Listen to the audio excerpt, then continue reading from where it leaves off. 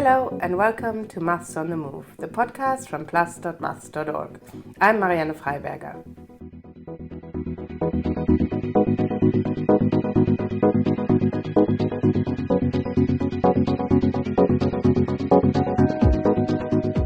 To help mitigate climate change, the UK government has pledged to decarbonise UK electricity supply by 2035. That's a huge scientific and engineering challenge with a very tight deadline. In this episode, my colleague Rachel Thomas talks to two people who know all about the challenges involved. Chris Dent, who is a professor of industrial mathematics at the University of Edinburgh and currently spends half of his time working for the Global Power System Transformation Consortium. That's an international collaboration of electricity systems operators. And Rachel also talks to Lars Schewe, who is a reader in operational research at the University of Edinburgh and is interested in mathematical optimization with applications in energy. Chris and Lars were both organisers of a 2-week workshop which took place earlier this year at the Isaac Newton Institute for Mathematical Sciences in Cambridge. The workshop was called Mathematics and Statistics for Low Carbon Energy Systems, and it was part of a longer research program at the Newton Institute. Chris and Lars tell Rachel why decarbonising the electricity network also presents huge mathematical challenges, and why the effort isn't unlike the Apollo mission that got people to the moon back in the 1960s. But they started off by telling her what changes need to be made if we're to move away from fossil fuels towards renewable energy sources. Here is Chris starting off the conversation.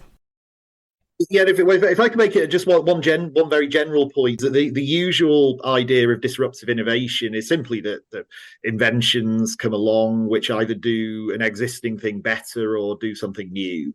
And what we're dealing with in energy supply or in decarbonisation is looking to keep doing existing things in a way that causes less environmental harm.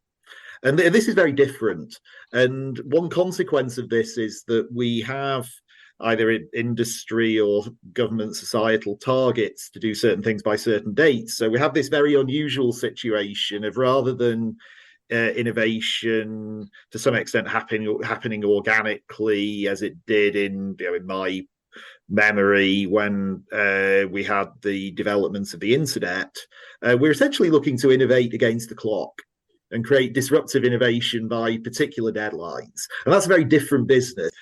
If you go back sort of in a quote-unquote pre-renewables timeframe, essentially the job of forecasting was mainly to forecast the demand, how much electricity demand will be there. And a lot of this is driven by things that people had a pretty good grip on. They knew when the sun is rising, when the sun is going down, when people switch their lights on. Sort of people knew seasonalities. At some point, people just turn the lights on even though it's not necessary, or turn them off at a certain point. Street lamps go on, go off. Certain electricity demand is always there or always not there, and it's timed and things like that. So people had a pretty good idea. And to a certain extent, it's also regionally sort of similar, because most of the demand is sort of not dependent on sort of local specifics.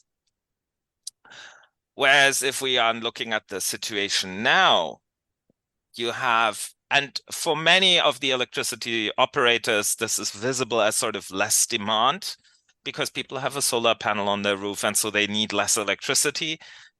They don't really sort of, depending on which level you look at, they don't necessarily distinguish between this. But now this becomes much more challenging because suddenly the local situation plays a big role. How much wind is there? How much solar is there? These things, suddenly the weather forecast becomes much more important, which was maybe less important earlier. But now sort of the forecasting problem becomes much more regionalized. Oh, these guys have more sun at the moment, so we need to be careful here. And these things are simply a new challenge in that sense, or that's why it's, for me, difficult to say whether it's just a complication of the old challenge, makes the old challenge just harder, or you would say, oh no, this is now really a qualitative change. This is really something completely new. There's such a range of of impacts of changing that energy source. So, I mean, it's interesting you said going from these aggregate understandings of demand having to take into account local weather because they would do renewable. Yeah, but you use the term intermittent, and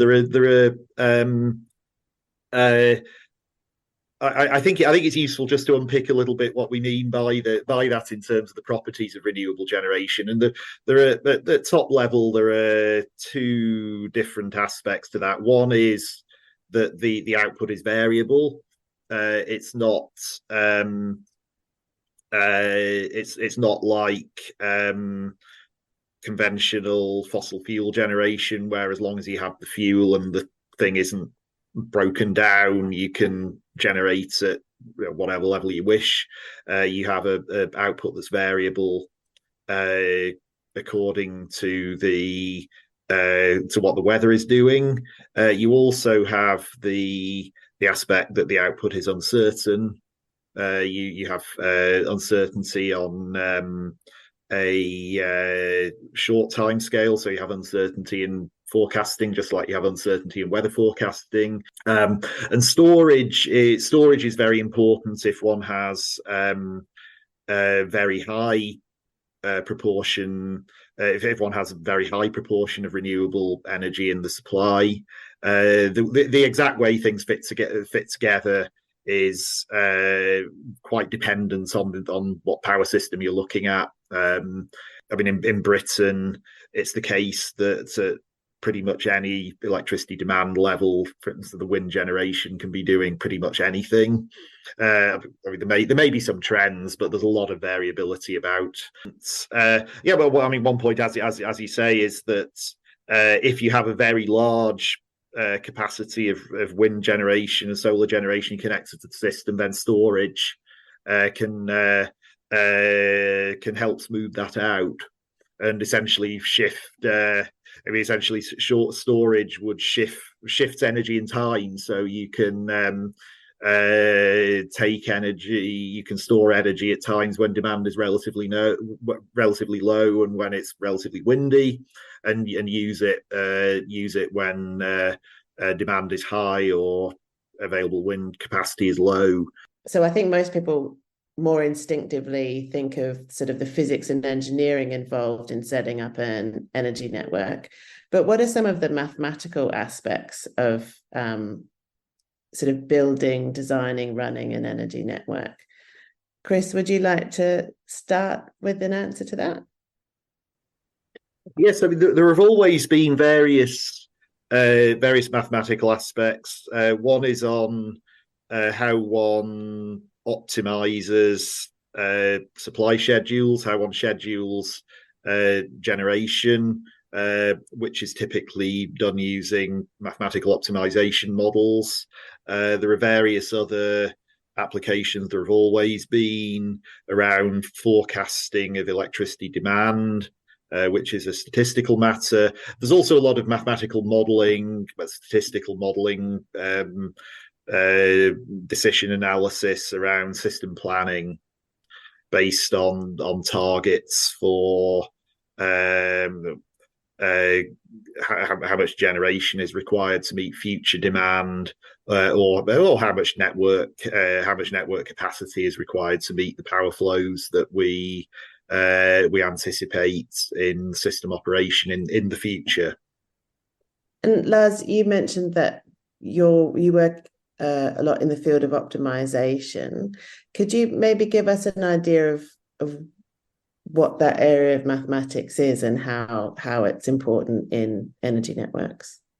So mathematical optimization looks at the problem that we have something that is, say, a technical system, and we want to make the decisions optimally in such a way that a cost function typically is minimized if it's cost. If we think of it as welfare, the welfare is maximized. So our goal is to sort of find algorithms, methods to understand how to solve these problems, but also to classify which problems are easy, which problems are hard, And then to sort of, if we have to pick mathematical models, to guide people to use the easy models so that we can do good computation versus more difficult models that are hard to optimize over, that are hard algorithmically. And so if you look, say, at the electricity system, people for planning purposes, they have a very clear model that they use, which is AC power flow, and where they have good simulation tools that work for them, and that is all fine. Still comparatively difficult to optimize over. So not sort of the choice that I would make if I'm purely coming from the make an easy optimization model, but that's sort of what people say is good enough. But for instance, during the workshop in Cambridge, we had a discussion around frequency deviations and sort of voltage deviations coming from the control of renewable power stations, where it's quite clear that that model that sort of essentially more or less sort of assumes a fixed frequency over time to a certain extent, bit simplifying here, is not adequate because we have these huge fluctuations. So we need a much more complex model to understand these effects. So this is the type of sort of help that we can give, and then the pure algorithmically make it faster, make it sort of that it works for large networks. So it's interesting. So that's an interesting example. So you were both organizers of this deep dive workshop on mathematics and statistics for low carbon energy systems earlier in the year at the Isaac Newton Institute in Cambridge. And as the UK is aiming for a decarbonised energy network in 2035, I think. So these are really key questions. The point is, in many cases, you can view on a technical level this transition to renewables either as a problem of sort of drastic qualitative change, but many of the questions that we look at are more of a quantitative change. So you have just more problems that come on. So they have used these more complex models also in the classical power system, but simply they had less problems that required them. Similarly, if Chris is now coming in, for instance, on the demand forecasting side,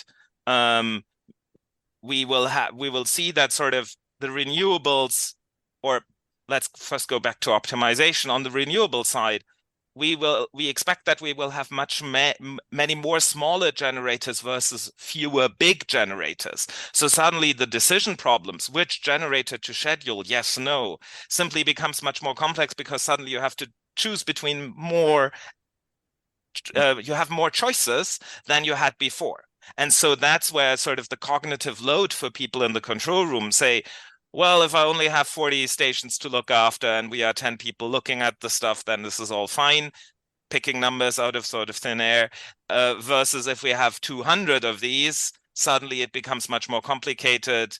If we have 1,000 of these, this is definitely impossible for us to do. So this is more the type of things where people are worried about, where you could say, in a sense, the problems always existed, but suddenly the variability is much higher, the scope is much bigger, the size is much bigger.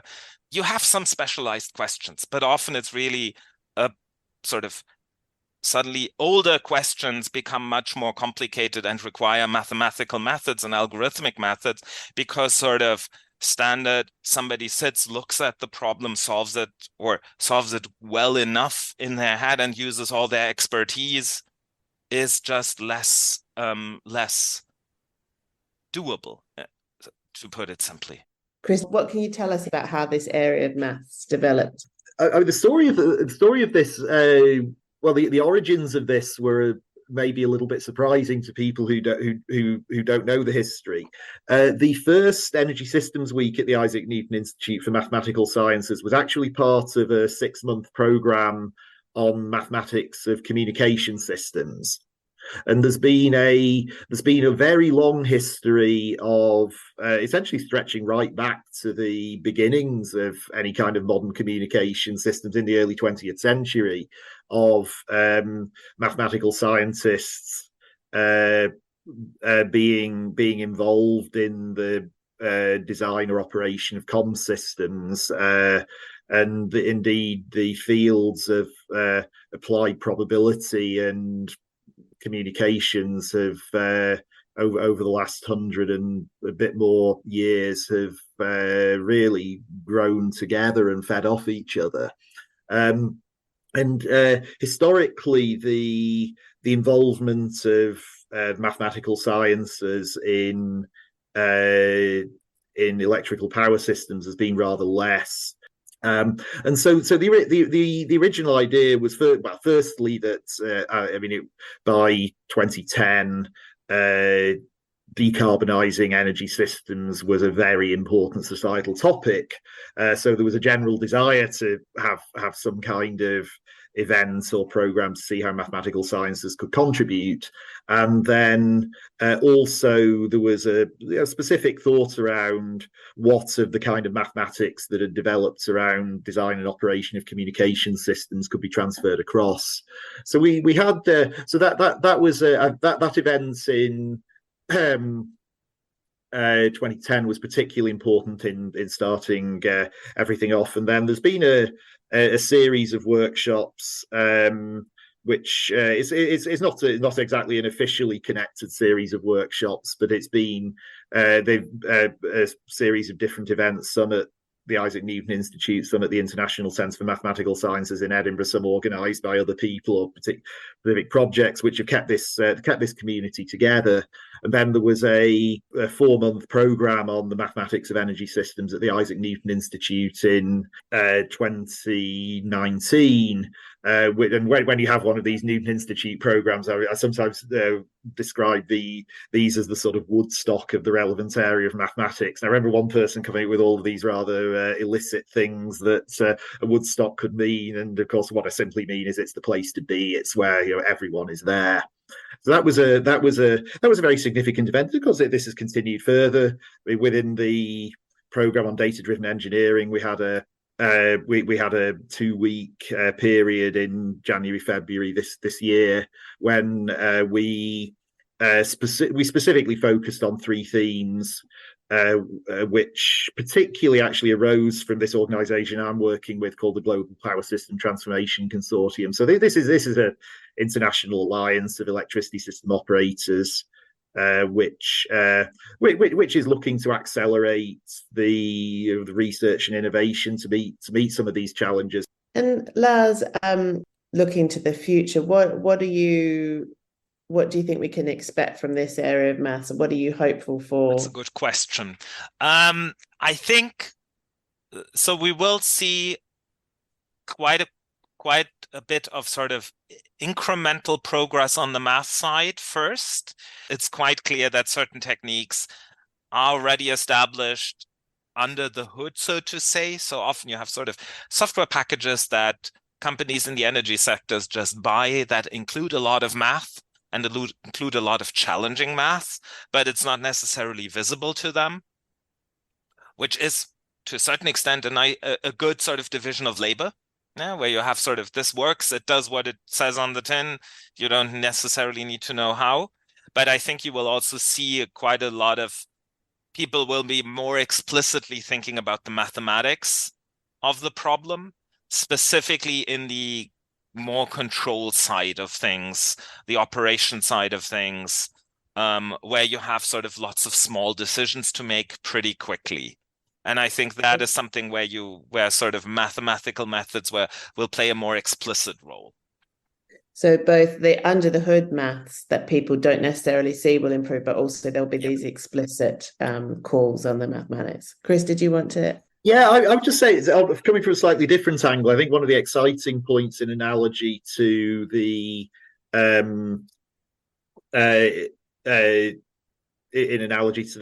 field of communications, which I mentioned earlier, is where this might, where these societal needs in energy systems might kick off development of new areas of mathematics, which are significant not just in terms of the important applications in engineering, but which are important as areas of mathematical endeavour in their own right. And I think this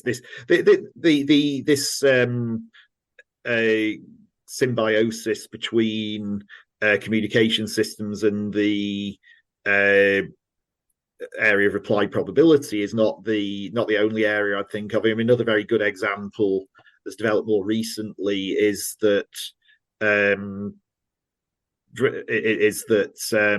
lot of the developments in the mathematics and statistics around quantifying and managing uncertainty have been driven by interest in climate science, where people use very large scale computer models are used to project future climate, and it's necessary to these obviously don't give you a number which the weather or climate will be in 2050 or 2100 or whenever. You have some uncertainty in these projections, and that vital societal application has been critical in driving developments in a further area of mathematics. So not only will it be beneficial in terms of helping us decarbonize the energy network, but also have these applications always bring about interesting mathematics. How do you think we'll go? I think what makes this also challenging is quite a lot of sort of, let's call it network effects. Essentially, we have so certain things only work at scale, so you have to roll them out at scale. And that is where sort of you don't necessarily have these localized things where you can say, oh, we do something and then it works. If you think the discussion going on and off, hydrogen for home heating, something that I sort of am familiar with due to my work with gas networks, essentially rolling this out is not something where everybody in a road can decide, living in a street, I want hydrogen and I don't want hydrogen. Either everybody gets it or nobody gets it. And so you need to have these sort of, that's what makes this makes it clear that you have to have a designed rollout. And that's why you need to sort of think about how you make how to come to decisions for these sort of big questions.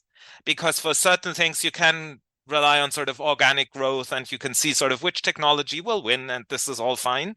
For certain technologies, it's really difficult to think about you need more sort of structured plans. And again, it's possible. We switched from town gas to natural gas. And so these switches where everybody has to do it on a certain day are possible, but you need sort of the strategy and the idea that you actually want to do it. Chris, do you think we will be able to, it's feasible to decarbonise our UK energy system by 2035? There are two sides there. There are often two sides to these questions. There's capability and the will. And I think we do have time. If we're looking to 2035, that's still, the start of 2035 is just over 11 years away. So there's a decent amount of time there. But I think the question is, that at some point we reach a timeline where it becomes infeasible if we don't have a closely coordinated research, innovation, deployment pipeline. And there are the two classic examples of such pipelines where people have either expressed urgency around a particular technology or literally set a specific timeline are the Manhattan program in the Second World War and the Apollo program in the 1960s. And with the Apollo program, Kennedy literally did say that by the end of 1969 we will put a man on the moon. And then you have these very tightly coordinated programs linking together basic research needs and the deployment as specific engineering technology solutions, and I think we're coming to the point where that kind of thing is needed, and that's what I mean about the difference between being capability to do it in principle and the will to actually have that kind of coordination that's required actually to make it happen. So I think I'd be optimistic about capability. I mean, whether we have the will to do what's necessary in terms of a coordinated program to make it happen, I'm a bit less certain of. That was Chris Dent explaining the level of effort it will take to decarbonise the energy network in the UK by 2035. Chris and his colleague Lars Schewe were speaking to my colleague Rachel Thomas. You can read more about their work and about the research programme at the Newton Institute in Cambridge by visiting plus.maths.org and searching for Energy Network. Or you can follow the links in the episode notes. That's it for this episode of Maths on the Move. Thanks for listening and bye-bye.